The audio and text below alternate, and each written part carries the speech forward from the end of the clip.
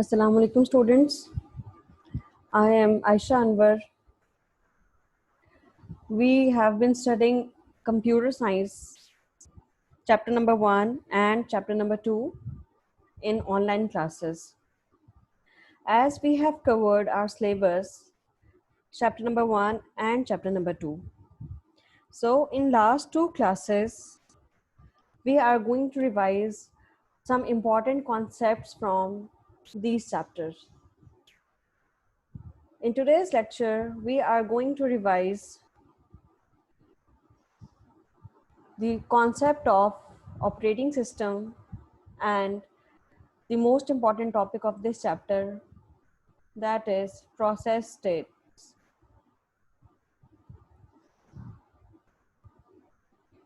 Okay, first of all, let's revise the concept of operating system. What is an operating system? As we have discussed that operating system is a type of a system software which is used to manage the computer resources, and these resources are hardware resources and software resources both. It provides the services to use the computer programs. So it means that operating system is the basic part of the computer. If there is no operating system installed in any computer, that computer is considered as just a dummy hardware which is of no use. To make that hardware functional, we must have an operating system installed on that hardware. So operating system basically acts as the interface between the user and the computer. The users cannot communicate with the computer in absence of operating system. So there are many types of operating system that are available. For example, Windows operating system, Linux operating system, Ubuntu, and Mac operating systems. Similarly, if you can see this diagram, you can see operating system is the central software which is used to communicate with each and every hardware which is attached to the computer. For example, mouse and keyboard are the input devices. So these devices are giving data or giving instructions to the operating system. You can see the flow of or direction of the arrowhead. Printer and monitor are the output devices. So operating system communicate with the printer and with the monitor. And some devices, for example, hard drive, operating system send data to the hard drive, and hard drive can also send data back to the operating system. And some application software, operating system interacts with the application software, and in the same way application softwares can also send instructions back to the operating system. So operating system is the backbone which interacts with all the hardware that is attached to the computer system and all the software as well. This diagram makes it more clear to you. Users interact with the application software. For example, I am right now I am using PowerPoint.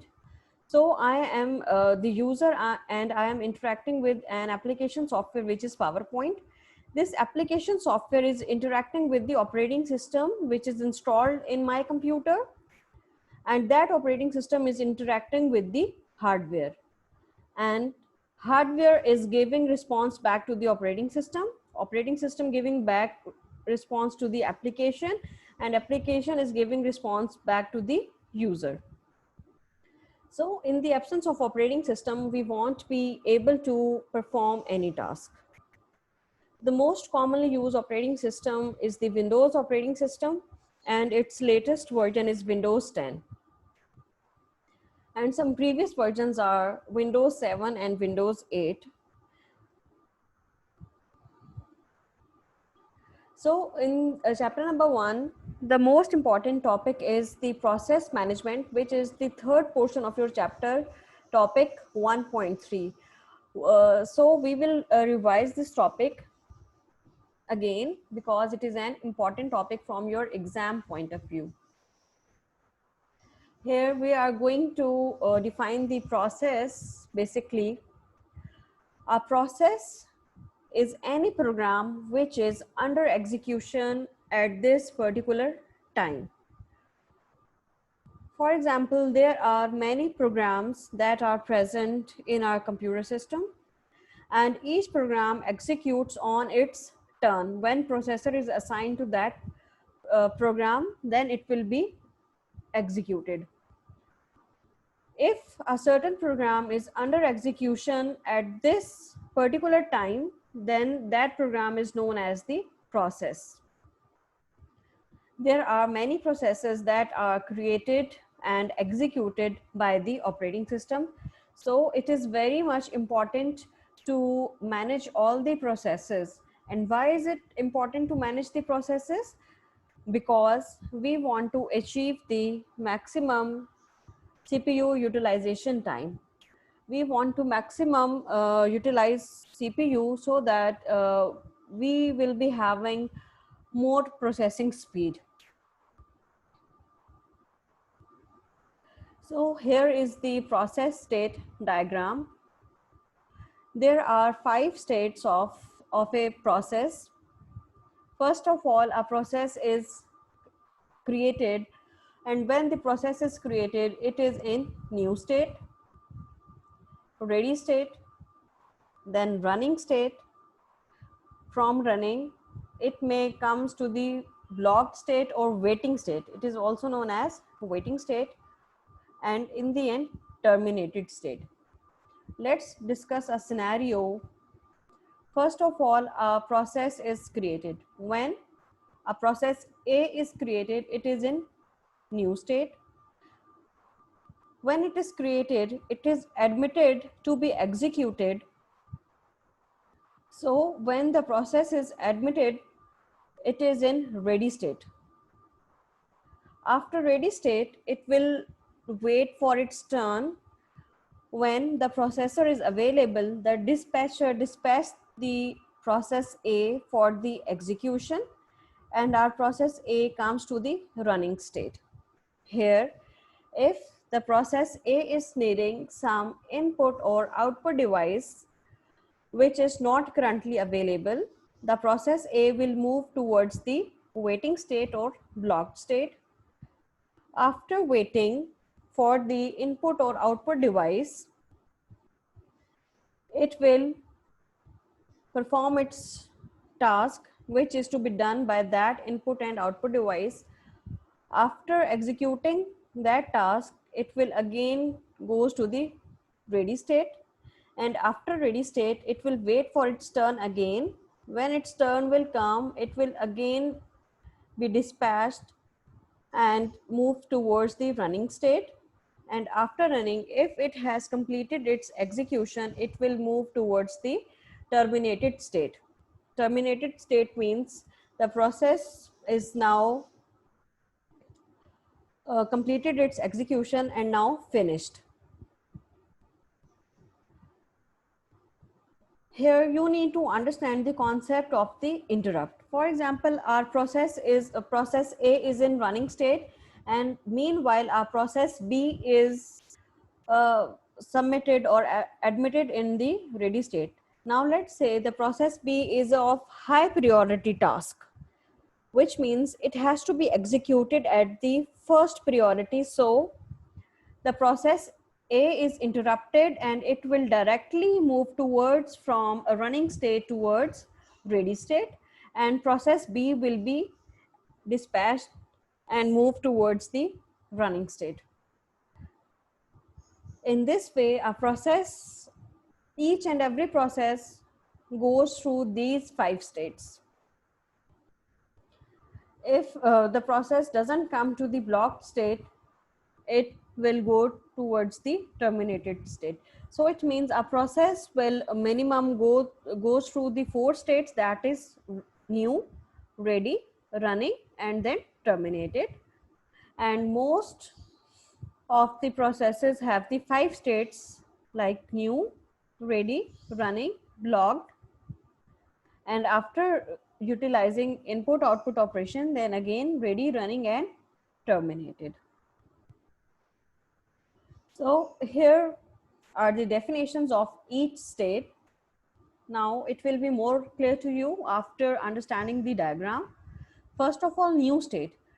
We have discussed that it is the very first state of the process when it is created.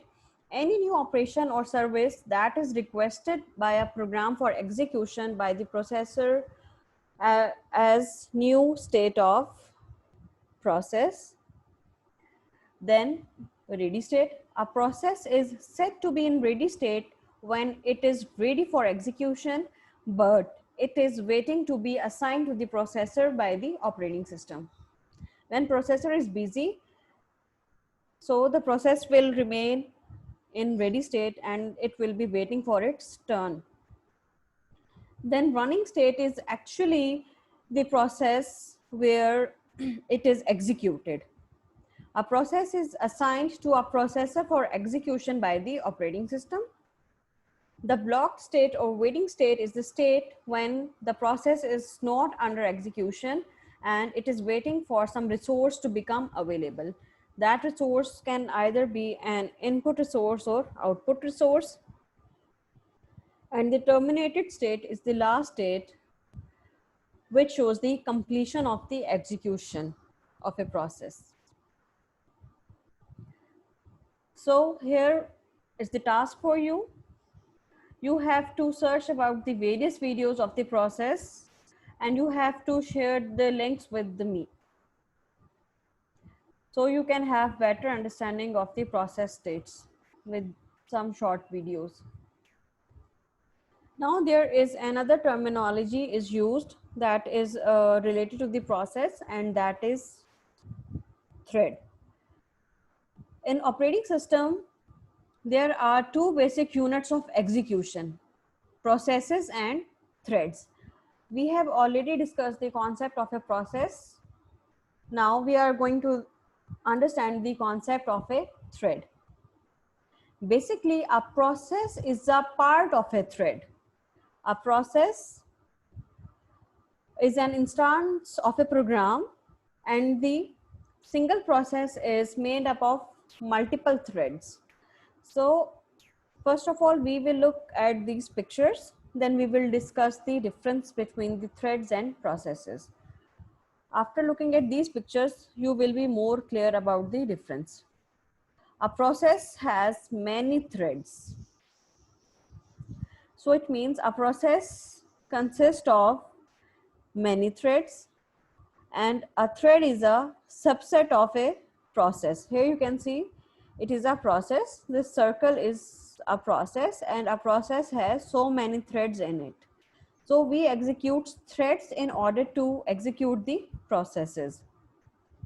Here we are going to discuss the difference between the process and threads.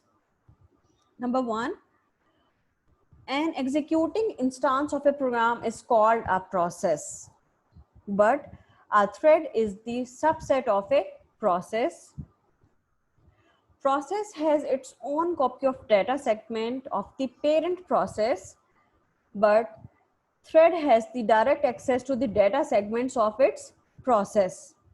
Because thread is a part of a process, any change in the process does not affect the other processes, but a change in a thread may affect the behavior of other threads of a process, because those threads belong to the same process. If one thread's behavior is changed, it will directly affect the other threads also. Processes runs in the separate memory space, but threads share the memory spaces because they all belong to the same thread, same process. Process is controlled by the operating system, and the threads are controlled by the programmer in a program. So processes are independent and threads are dependent. So now let's again have a look on these diagrams. I think now you are more clear about the concept of a process and thread. In simple words, you can say that if we divide our process, we divide a single process into multiple threads. And we can say that threads make a single process. Now, there is a terminology that is related to the threads, that is multi-threading. Multi-threading is the concept of executing multiple threads at the same time. Multi means many and threading words refers to the threads. So it means we are running many or multiple threads at the same time. Multi-threading is an execution method of a program that allows a single process to run multiple threads at the same time or simultaneously. Multi-threading allows multiple threads to exist within a single process, and these threads can execute independently. What is the purpose of multi-threading?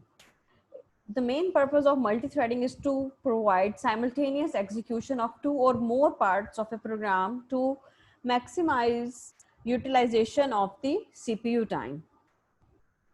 So in any application software, we can run its two or more features at the same time. For example, in MS Word, while typing a paragraph, you can see that automatic spelling and grammar check is also running in the background. Whenever you write or type a wrong spelling, it will underline it with a red zigzag line, and if you use a wrong grammar, it will underline it with the green zigzag line. So it means there are two processes, two threads of the same process are running. We are using MS Word, and in MS Word we are typing one thing, and the other automatically grammar and spelling check is running in the background. So by using these features at the same time, it will achieve the maximum utilization of the CPU. I hope now the concept of multi-threading and the process state is much clear to you. These two topics are very important from exam point of view. That's why we have revised these.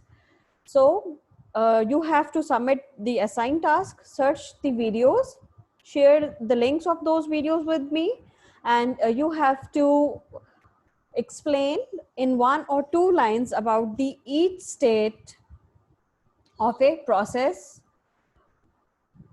in a given scenario. That's all for today. Thank you.